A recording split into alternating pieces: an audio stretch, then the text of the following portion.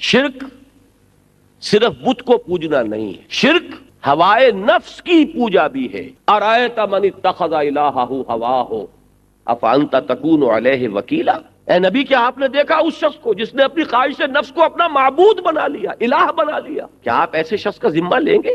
اچھی طرح سمجھ لیجئے، مسلمان بھی مشرک ہوتا ہے۔ فرمایا تعس عبد الدینار و عبد الدرہم، حدیث کے الفاظ ہیں، ہلاک ہو گیا یا ہلاک ہو جائے درہم و دینار کا بندہ، نام عبد الرحمن ہے، حقیقتاً عبد الدینار ہے، پیسہ معبود ہے، پیسہ مطلوب ہے، پیسہ مقصود ہے، پیسہ محبوب ہے، حلال سے آئے، حرام سے آئے، جائز سے آئے، ناجائز سے آئے، فرق کیا ہے؟ اور دولت کا پجاری اگر مسلمان بن گیا، خواہش نفس کا پجاری اگر مسلمان بن گیا، یہ ذہن میں رکھیے۔ یہی وجہ ہے علامہ اقبال نے کہا کہ براہیمی نظر پیدا مگر مشکل سے ہوتی ہے، ہمیں چھپ چھپ کے سینوں میں بنا لیتی ہے تصویریں۔